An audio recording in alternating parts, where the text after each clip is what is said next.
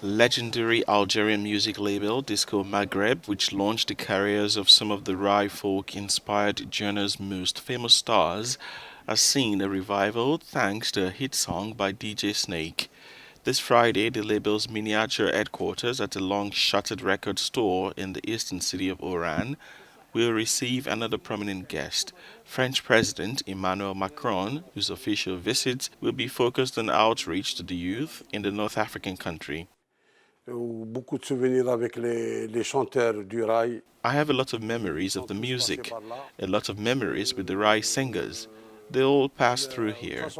Anyway, this shop will become a meeting place for artists to discover new talent. Inside the shop, barely touched in years, cassettes pile up on the shelves, surrounded by vintage audio equipment that could be in an antiques museum. French-Algerian singer DJ Snake paid tribute to the genre in his song Disco Maghreb, seen over 79 million times on YouTube, and prompted an influx of young Algerians to take selfies at the shop. It's an iconic location of the Oran region, and with the recent video by DJ Snake, it's brought more attention to it. We are here with the children because they don't live in Algeria, but in France. So we're visiting Oran and taking advantage of the opportunity to make a stop here to take photos. Despite the store being closed for years, Benhaoua says he wanted it to become a place for artists to meet and for new talent to be discovered. The owner of the legendary Algerian music label Disco Maghreb is also impressed by DJ Snake's music video. To tell the truth, for me, DJ Snake is more than just a musician. He's a member of my family because I found the qualities of a great man in him. He's a well-rounded person. He's sympathetic to people of modest means because he grew up in those conditions himself. Many on social media have commented that the clip has done more to promote tourism in the city than official tourism agencies. French President Emmanuel Macron paid his respects at a European cemetery in Algeria Friday, the second day of a visit aimed at turning a new page in often difficult ties. The three-day trip comes after months of tensions between France and its former North African colony. Sur la question mémorielle. On the question of memory and the Franco-Algerian question, we are constantly asked to choose, and we should say, choose pride or repentance. I want truth and recognition. Otherwise, we will never make progress, and so this history must be faced with courage, with lucidity, with truth. It's what I have been doing for the last 5 years, and I do it first and foremost for France, because it is the matrix of the memorial problem that we have with so many countries today. Accompanied by French military officials, Macron on Friday laid a wreath at a monument to those who died for France. Many observers believe that the trip is more about the essential commodity, gas, on which Europe is cruelly dependent for lack of Russian supplies.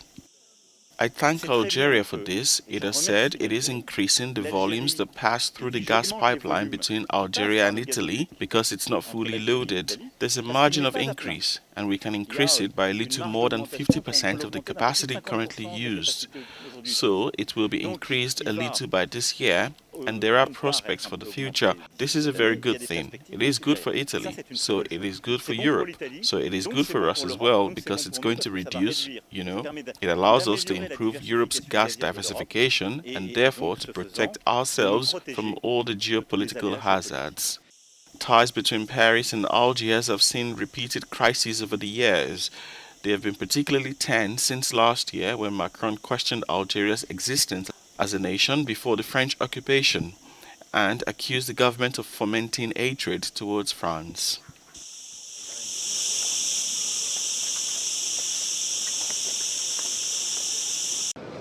A committee to draft a new constitution has been created in the Central African Republic, CAR, a country that has been in civil war for 9 years.